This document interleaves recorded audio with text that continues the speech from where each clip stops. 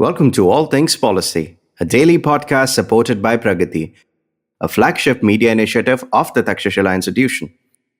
We're a bunch of policy nerds based in Bengaluru, and we like to bring a fresh perspective to Indian affairs and an Indian perspective to global affairs. So grab a cup of coffee, sit back, and join us for today's chat. Welcome to All Things Policy. I'm Aditya. I'm joined by Anupam Manur today to discuss one of our, usual cheerful topics. And this time it's sovereign debt. We've been seeing some developing economies struggling with serious debt since 2022. It started with Sri Lanka, Lebanon, Zambia, a few others, and now we're seeing the same happen with Kenya and also with Bolivia. So we're going to today just try and figure out what's going on, and I've corralled Anupam on his day off because he's really passionate about this subject and will hopefully enlighten us. So firstly, welcome, Anupam.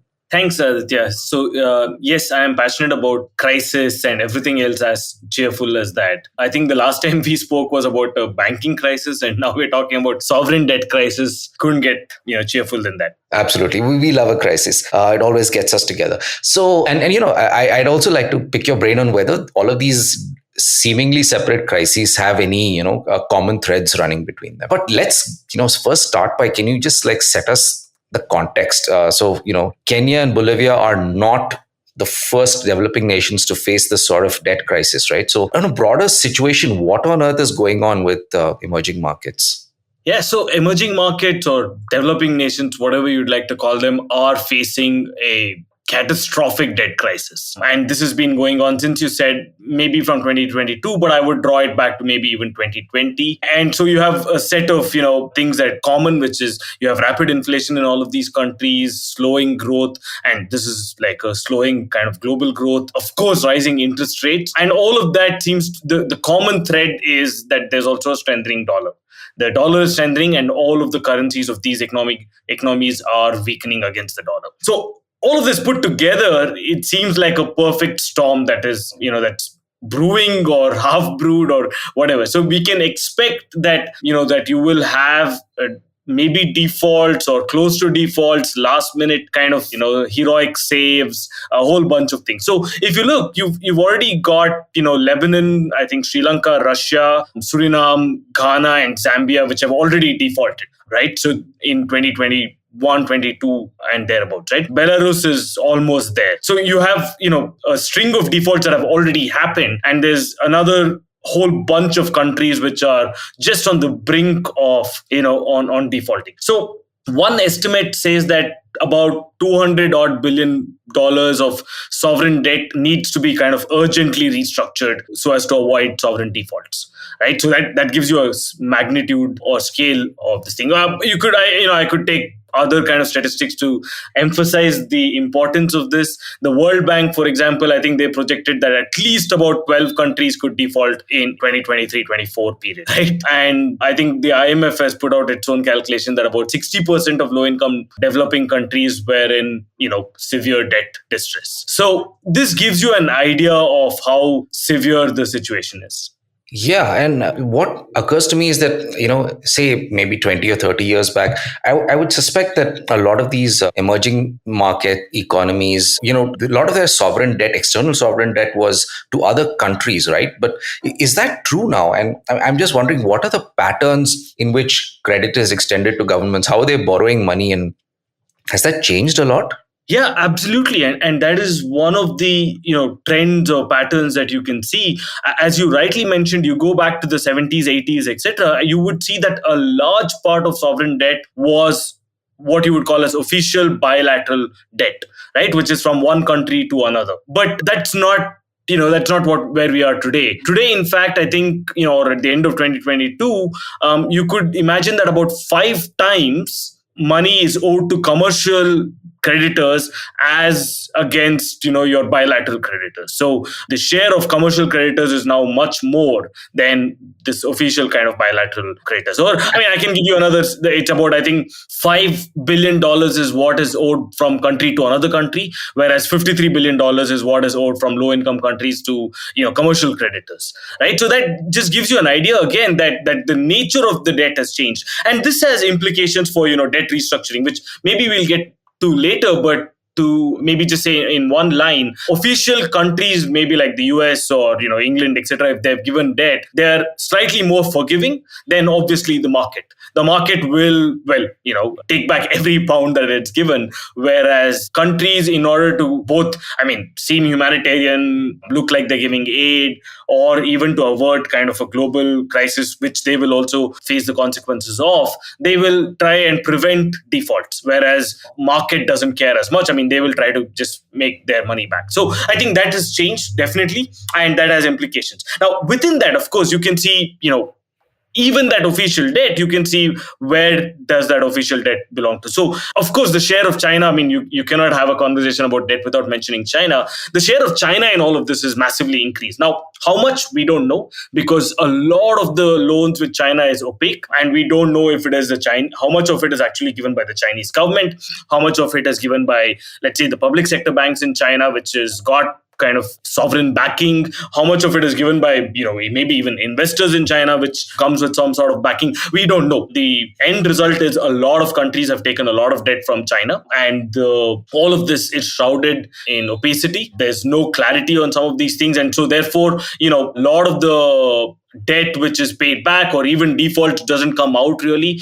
And you might have a situation where a country, let's say it has on one hand debt that it has to pay back to, let's say, IMF or World Bank or US, and on the other hand it has to pay back to China. Chances are that it's making sure that it honors its obligation with China, but it's okay to default with the US. So there's all of these things kind of playing out as well. Yeah, I'm just wondering. So, what prompted these governments to borrow money? Firstly, is it just that they could get lower interest rates over the last several years? Secondly, what were they using that money for? Were they using it? If you borrow money, say from China or from Chinese banks, you may be using it perhaps for infrastructure projects. But if you're borrowing from other creditors, from other governments, what is that money being deployed to do? That's an interesting question, Aditya.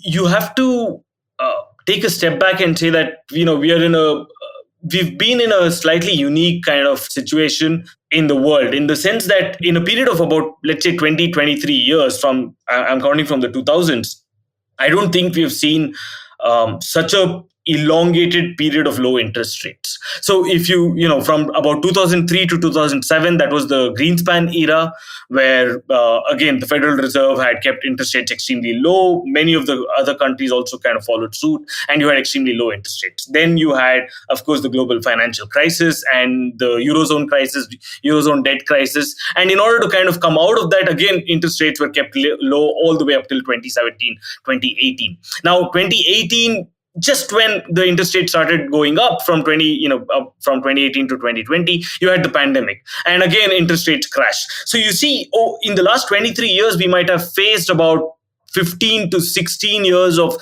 unnaturally low interest rates. Right now, the fallout from this is that there was a lot of liquidity, there was a lot of easy money, and that easy money floated around everywhere. Now, remember, at the same time, you also have, now beyond 2008, you also had kind of low growth rates in many European countries and also in the US. Now, US did slightly better than Europe, but largely you also had low growth rates, right? Which also explains why you had low interest rate.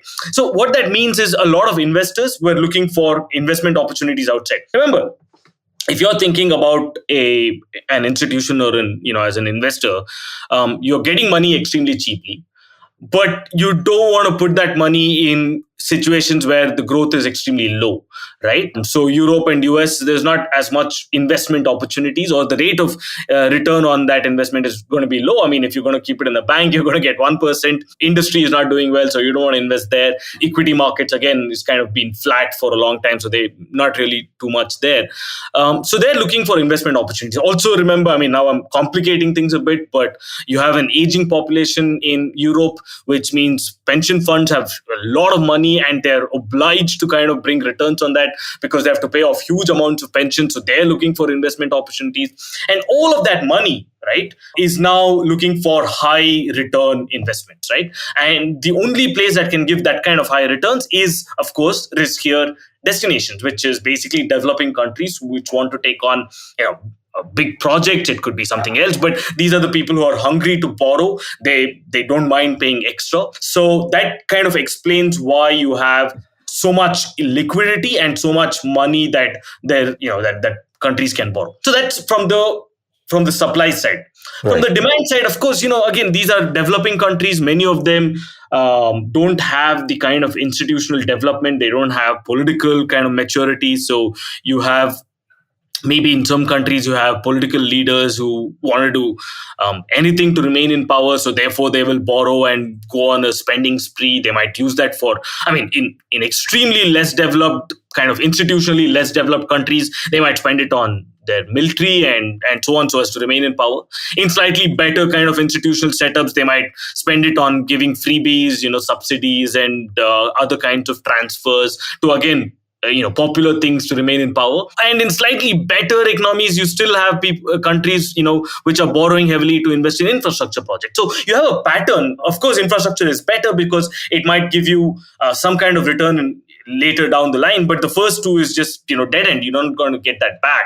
And so how do you imagine that they can repay the loan, right? It's all spent on subsidies and transfers. Infrastructure projects as well. Now, again, while you could say that infrastructure is better, capex is better, but a lot of these were done on economically unviable projects. And now you can also imagine where, as I said, these are countries which don't have very strong institutional setup, which means they might undertake projects which are which are economically unviable. You might have crony capitalism, basically, the president giving the contract to his or her nephew and building a huge bridge in the middle of nowhere, which nobody will use, right? So these things have happened as well. So that's from the kind of demand side. So you have a combination of both. And then now, again, bring in China into the picture, which basically gives a lot of money and debt for infrastructure projects as part of it. In Pakistan, it's CPEC. In somewhere else, it's the BRI, etc. But it's spending a lot of money on infrastructure projects, which may or may not be required in the host country. Look at Maldives, for example. There's that entire airport project that was built, and then the huge bridge which connected the airport island with the main island. I'm forgetting all the names now, but that's also again a Chinese project. So these are the kind of projects that China has built, and now these countries realize that they can't pay back because of a bunch of things. One, again, interest rates have gone up. Once interest rates goes up, now suddenly your debt burden becomes a lot bigger. And also that, the pandemic and the Russia-Ukraine war hit at the wrong time. So countries which were dependent on, let's say, tourist revenue or whatever revenue from exports or even just domestic industry, all of that died down. And so suddenly you have countries unable to kind of raise revenue from both internal and external sources. And that kind of threw a spanner in the works. And ultimately, of course, the fact that a lot of this money was borrowed in dollars. And so once the dollar starts strengthening, it means that they have to pay back a lot more than what they initially bargained for. So a strengthening dollar and a weakening, domestic currency means that your debt burden suddenly increases. And, some of these countries' currencies have fallen by 10, 20, 30, 40, 50%, which means that their debt burden has increased by a significant, by that same kind of amount. So that is huge to take in a matter of, maybe 6 months, 10 months, a year or so. Okay, so I'm going to ask you some really basic questions here, Anupam. So, firstly, presumably, these emerging economies, because they have limited credit worthiness and so on, so they have to offer higher rates. So so their debt burden increases for that reason. Secondly, from what I understand, you talked about how their debt burden has gone up because of higher interest rates. So, is it that they had to also offer variable interest rates? Yeah, so many countries actually had variable interest rate, so you look at Sri Lanka. I think Sri Lanka is a good example to take to explain how this happened, right? Yeah. All the way up to 2000, 2003, Sri Lanka was firstly classified as an, underdeveloped or whatever, less developed economy. And so it got extremely favorable kind of rates from the global economy and especially from, the Paris Club and from these developed economies and so on. And they started, using that for infrastructure projects, a lot for, as I said, expansive subsidy and fiscal programs, etc. But at some point that changed. So their per capita income actually increased, and now they were no longer recognized as a less developed economy. So now they had to face market interest. That's only one side of the story. The second side of the story is Sri Lanka got greedy. Because interest rates were low, they started borrowing indiscriminately from the market, right? Which is from commercial creditors. And so they borrowed a lot. And at this point, remember, they've already got kind of their debt burden for from countries. Now they're borrowing from international creditors, and your sovereign credit, your credit rating agencies didn't rate Sri Lanka very highly because it's still fairly undiversified economy, not very sophisticated. It still relies on tourism plus tea and a bunch of things, and so your credit rating is never going to be too high, and so they had to face huge interest rates. Now, when global interest rates were low, that was okay. They could still manage it, but the minute global interest rates started rising up, the debt burden became huge, right? So these are variable interest rates. These are not long-term fixed interest rate. These are variable interest rates. And then you throw into the mix, as I said, the Sri Lankan rupee collapsed. From, if I remember correctly, something from 110 Sri Lankan rupees to the dollar, Lankan rupee to the dollar, to about 210, 220 in just a matter of few months. And that means that their kind of debt burden has doubled overnight, literally, or figuratively overnight. Yeah, fascinating. So, just listening to you, so there's both, like you said, a supply side and a demand side. So the supply side seems to be that you have these two economies, the US and China, which are in their very different way, basically offering to buy debt, right? So, it's in the US case, it's not directly, obviously, but because of monetary easing, there's a lot more money that investors can deploy. And with China, of course, it's BRI and lots of other, lending initiatives. And this seems to have basically handled the supply side. And on the demand side, you have these countries where you have basically a little kind of messed up political incentives, and the easy money seems to actually create even worse political incentives and leads to misspending. So it seems like quite a mess. You've talked about Sri Lanka. Can you run us through what's happening now with Kenya and especially Bolivia, which seems to be a really interesting case? Yes, so there's Sri Lanka, as I said, Sri Lanka is belongs to the elite club, which actually defaulted on its loan in the past year. And there's a number of countries which are on the brink, which you got to look out for in the coming years. So I'll just quickly go through some of these countries before I want to focus a little bit more on Bolivia. For no particular reason except that it's interesting. But yeah, I'll just go through some of these countries, right? Argentina, of course, is, I think, the world record holder for the number of sovereign defaults that it's had. It's incredible, really. A country with so much potential, and yet, as I said, it holds a record for the maximum number of sovereign defaults, right? And it is maybe it's on the brink of adding to its tally. Ukraine, of course, for the unique position that it is in. I don't think I have to go into it. Tunisia. So there's a number of African countries which are showing signs of deep stress. Tunisia has something like a fiscal deficit of 10% every year, and so that's quite high. It's got a huge public sector wage bill, and then things like very strong unions, which will not allow for cutting down wages, etc.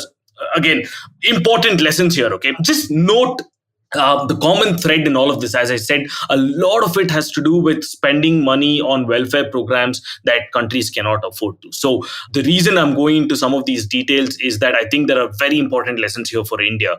How we can look at how all of this affects India, that is at an immediate stage. But I think the more important thing is how can we learn from all of this, right? So if you go on an expansive fiscal program which you cannot afford, that means you will end up in trouble. So I think we have to keep looking at our fiscal deficit. We have to keep looking at our, at our budgetary deficit and our overall debt to GDP ratio. Anyway, that's a small kind of deviation. But I just want to bring in things like labor unions and having a huge pension, like what we have in terms of your one rank, one pension, etc. Those will have a huge fiscal effect, right? And now the reformed NPS, we're suddenly thinking of, should we change that, etc. That will again have its own bearing, right? So which is why I want to bring this into focus. Okay, back to African countries. You have Ghana, which is in trouble. I think its debt to GDP ratio is maybe 85-90%. It already defaulted in December 2022, which was just one tranche.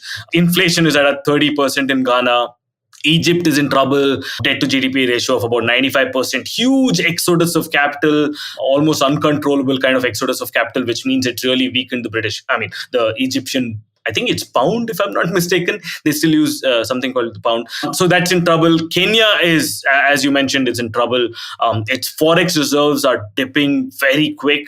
And the problem with Kenya is that it's having to use a lot of its forex reserves to service debt repayments. And so at one point it will run out. I think, if I'm not mistaken, it's got now forex reserves enough for about 2 or 3 months of import, and that's kind of going down very quickly. Ethiopia, El Salvador is a curve. If you remember, I think we did a podcast episode on this. I don't remember, but El Salvador is that curious case where they spent a lot of their money on bitcoins.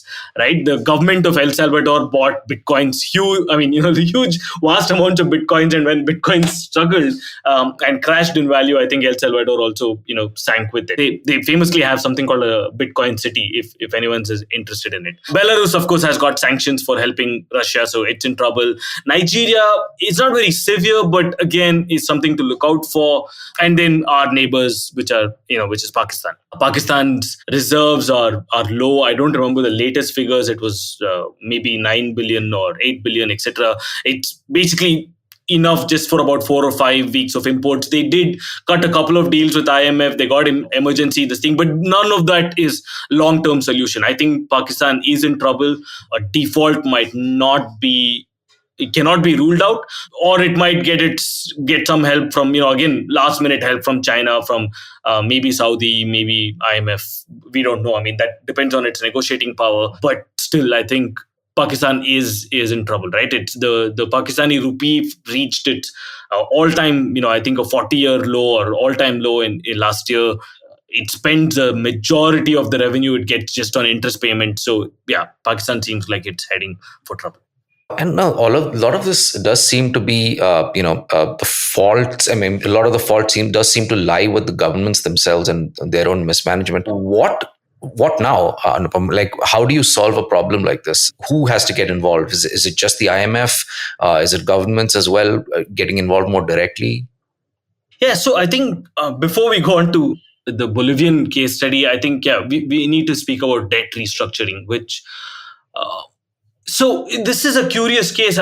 We've been here before, as in the US, for example, when you had that wave of defaults and sovereign debt crisis in Latin America in the 1990s. The US came up with something, basically debt relief initiatives called the Brady Bond Plan. Basically, it just means that you restructure. So it depends. You'll have to structure it for every country based on what's its level of debt and who's it borrowed from, etc. But the idea is that you can do a number of things to ease the burden. You can provide grace periods for repayment. You can maybe lower interest rates that they're facing because you kind of raised interest rates from the Fed. You can give partial kind of relief on that front. You can maybe even forgive some of the principal amount that is owed, just write off the debt like banks do. Maybe you could, you could give emergency loans so that they use that emergency loan, further emergency loan, so that they can use it for meeting immediate needs, and then also restructure their economy so that they can pay back. So there's a bunch of things that you can do.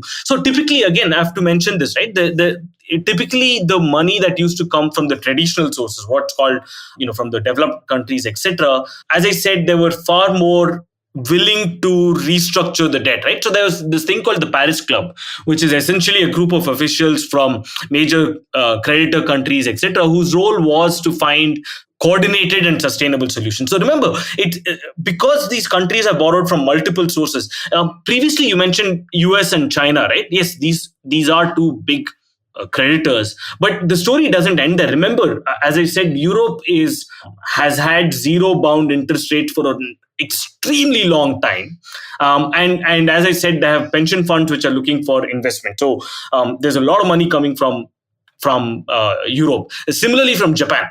Right, Japan, again, the same thing, right? They're trying to induce inflation from such a long time. And part of that inducing inflation is to print money and then use it, right? But they can't use it within the countries. They sometimes use it outside. People take that money and lend it to other countries, etc. So I think that's what's happening with, so the country, the debt is coming from all of these places.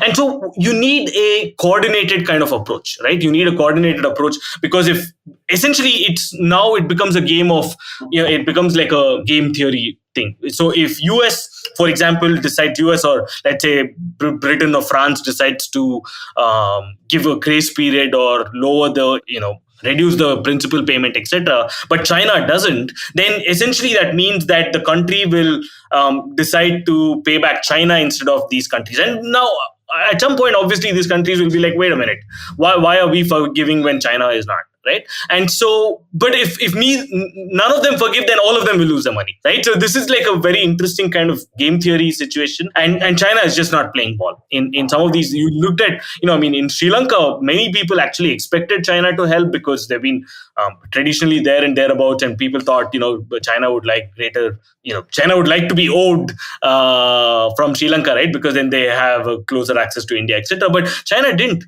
I mean, they maybe gave a little bit of relief, but it was just not enough. And even though Sri Lanka went asking, right, and that resulted in Sri Lanka defaulting. So China is not playing ball. That's actually not it's not very good sign, right? I mean, because some of the more recent crises, 97, 98, 2008, at least one thing was that you did have, perhaps for want of a better term, a Washington consensus. You had more harmonious relations between the major powers, which also ended up being the major lenders. That doesn't seem to be the case now. So I suspect we're headed for something messy. So Anupam, I want to get back to you on what all this means for the global economy and also for India. And we'll discuss all that right after a very quick break.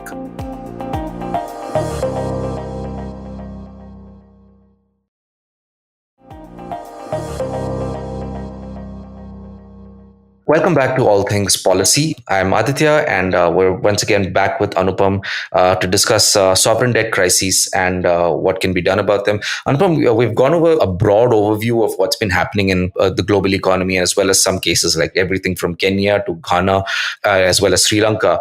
I want to get back, before we come to the implications for the global economy and India, I want to get back to Bolivia. What are some of the lessons that we are learning or can learn from this particular case? Because it seems especially instructive, right?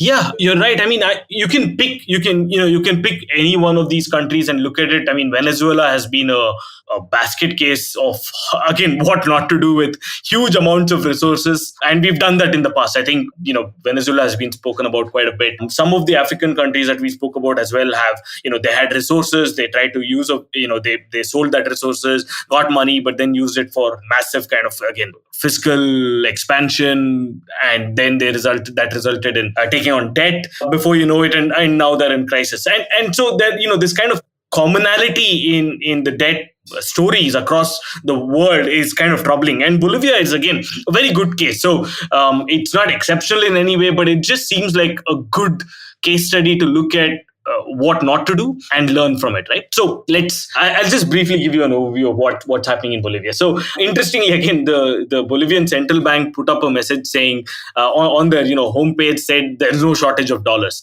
and immediately that led to a panic and everybody started buying dollars because normally central banks don't randomly put up a message saying, we don't have shortage of dollars, right? That in fact was the best signal that there is actually a shortage of dollars. And of course, then they followed it up with saying our economy is strong, solvent, and stable, which again tells you that it's probably the exact opposite of that, right? If you remember one of my favorite lines from Yes Minister was that don't believe anything until it's been officially denied. So this is one of those cases. But yeah, so there was basically a shortage of dollars. In February 2023, Bolivian central bank stopped publishing how much foreign currency reserves it has. In March, it actually started selling dollars that it has directly to the public, and then it started buying some of it from somewhere else. And then when they started selling dollars, everybody wanted dollars, right? Because the public realized that obviously the bolivar is not going to it's not sustainable. I mean, it was going down. It was depreciating very quickly. So everybody wanted to get their hands on dollars. There were serpentine long queues, 6 hours, 10 hours queues for people to buy dollars from the central bank. And then the central bank started running out. And so they suddenly stopped doing this. They said, okay, you have to do it only by appointment. And then the next appointment is available only like 6 months from now. So, it's all just massively mismanaged, right? And investors are spooked. You have kind of the next You can see already the bond values of the Bolivian government debt is lost nearly a third of its value.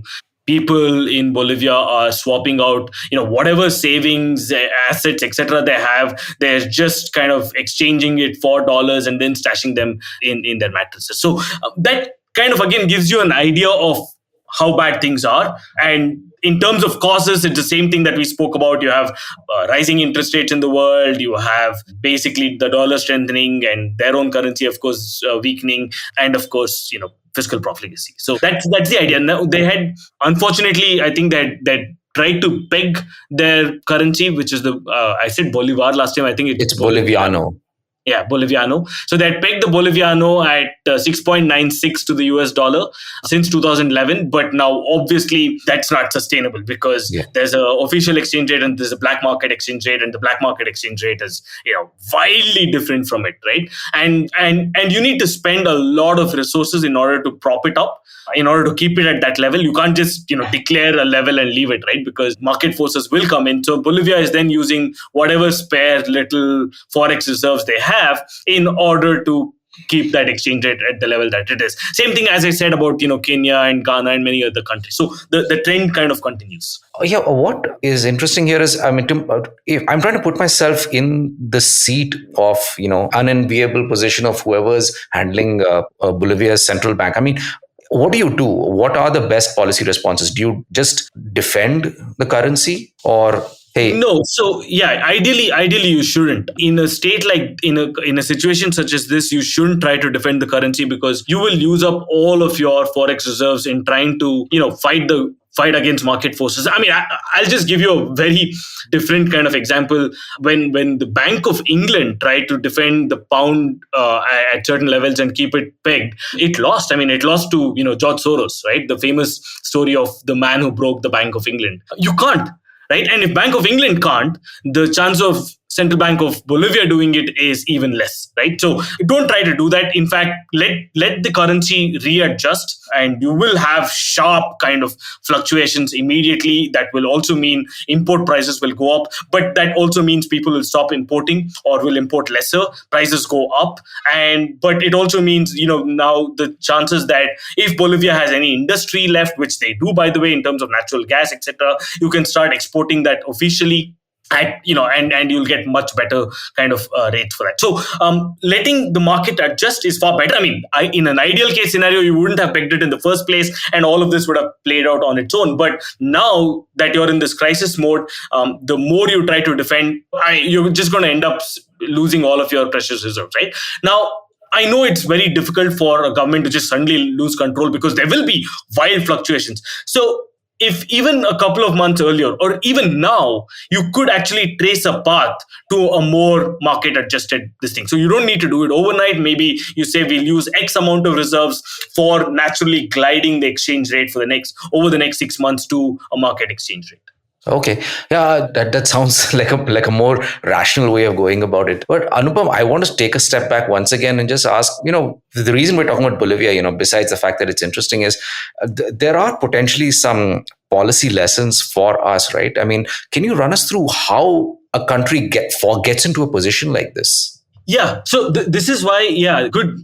Thanks for that question. This is why I said, Bolivia is an interesting case because it's actually representative of a lot of resource-rich countries, right? So it may not apply directly to India, but it applies to, from Sri Lanka to every other country which had some resources to export, and they've gone through the same way, right? So Bolivia is very rich on natural gas, and in the early 2000s, basically it had accumulated some debt, but the developed countries back then also wrote off a large amount of the developing countries' debt, and so Bolivia started with a clean slate.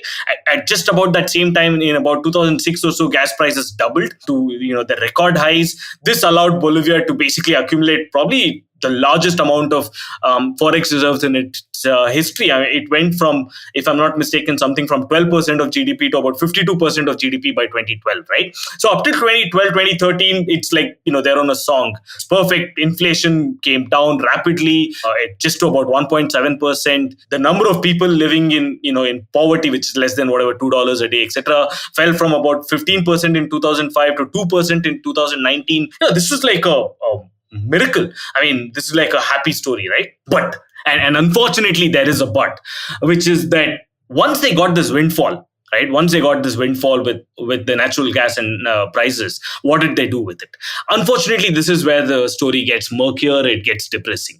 Now, a lot of this windfall that they got, the government, especially led by back then Evo Morales, right, the proper leftist president who believed in, if not some degree of whatever socialism, and said, we can't increase fuel prices, etc. So a lot of the fuel of the country was subsidized, and this, of course, was a very popular move. People loved it, and the price of fuel in Bolivia has been frozen at 54 cents, right, or $0.54 a liter, compared with, I think, a world average of about $1.50 or $1.3, right? So that's what they did. Now, it didn't stop there. Unfortunately, Morales went the entire kind of socialist way. This is what happened in Venezuela, and with Hugo Chavez, right? Morales could have just seen that and learned lessons, but he didn't. He went exactly the same way. He nationalized the country's gas fields, and any private company had to basically sell it first to the state firm,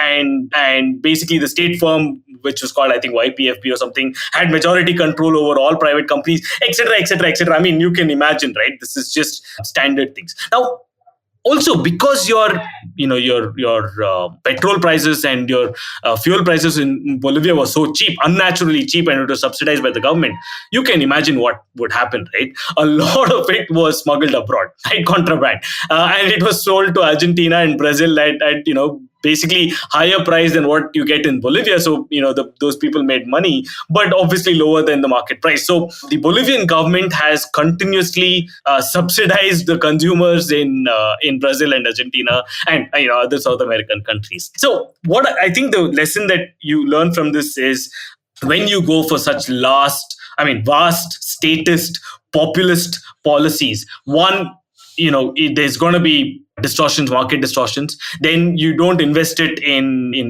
capex, etc. You're going to get, basically, these are one-time transfers, and the subsidies. You might remain popular for some time, but eventually that luck will run out. Gas prices will fall, as it did, and then you'll be in trouble. Suddenly you have no source of revenue, right? You've not used that money to build any source of revenue. Your economy suffers because they went and nationalized this whole thing and so on. Private investment and FDI just fell massively. I mean, at one point it was 12%. And after all of these things that they did, it's now averaged about 0.1% in the last 5 years, right? So all of this tells you of what not to do. Now, once things started going south, there was still an addiction, right? Bolivia was addicted to that kind of huge fiscal expansion and popular policies, etc. The people were addicted, the government was addicted, they loved it. But now, how do you finance it? So gas prices have fallen and you're not getting money from there anymore. And so now they started taking on debt. So public debt started increasing, and it from 2014, I think it's increased almost double in 2020, and it's now about 80% of GDP, right? And this is, again, a classic kind of move of what not to do. So fiscal deficits has been huge throughout the time, 7%, 8%, 10%, etc. It's been continuously high. They had at one point, again, a current account surplus when they were selling gas.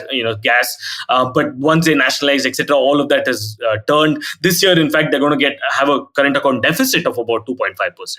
Right? The forex reserves have fallen because now they're trying to prop up, as I said, the exchange rate. So, in a nutshell, Bolivia has done every single thing that you shouldn't be doing in a macroeconomic sense, and therefore they've landed themselves in trouble. Sorry for going into all of this detail about Bolivia, but I think it's just a basket case of what not to do.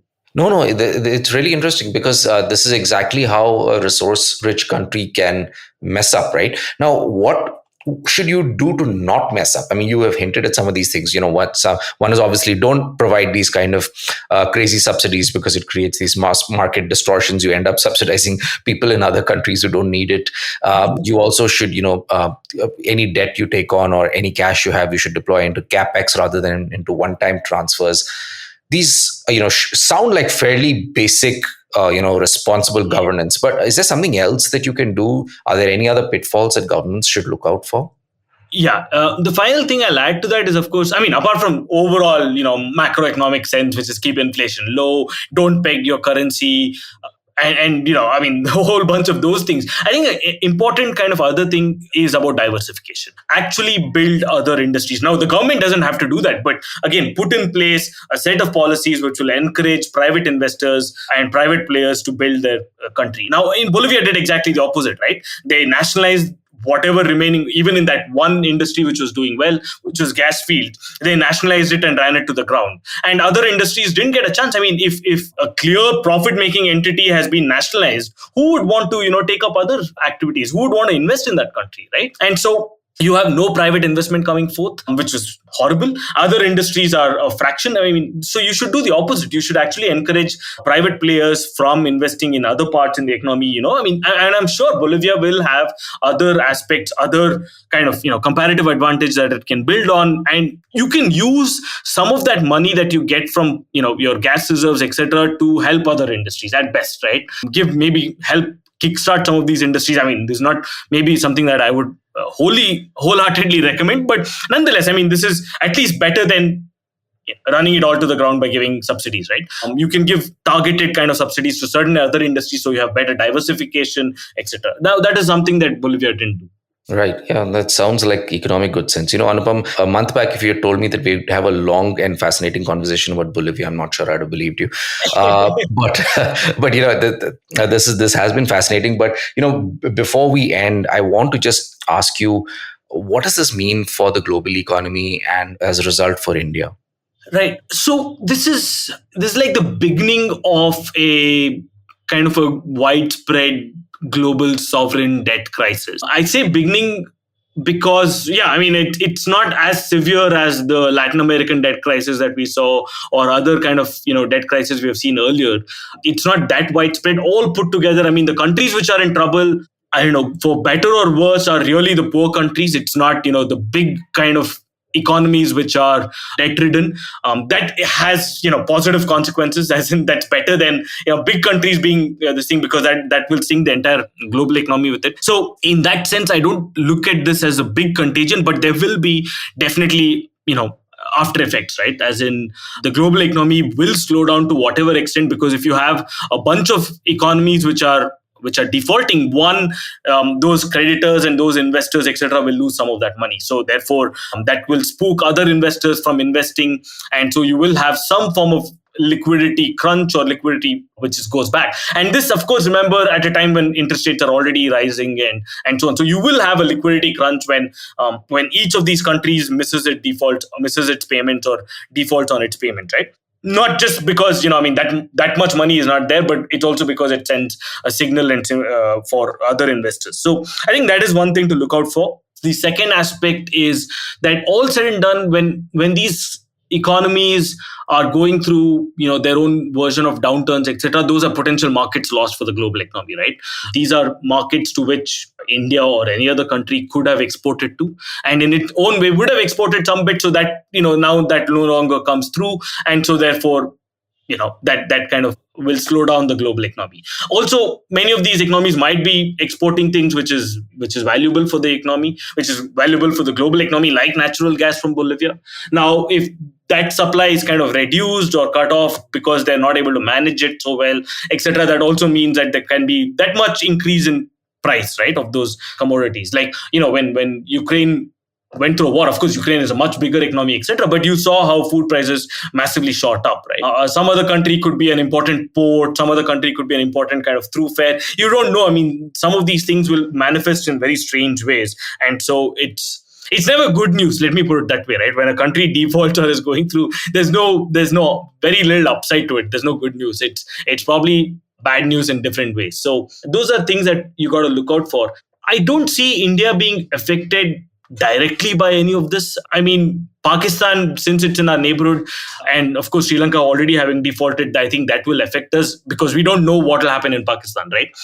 If it really defaults and the government is in trouble, and if that leads to political instability, and you might have, I don't know, all of this better than I do, Aditya. So if you have some crazy dictator taking over, that can be bad for India. So in that sense, I mean, the fact that political instability will be bad for us will matter. But in terms of trade, we don't trade with Pakistan, so that shouldn't matter.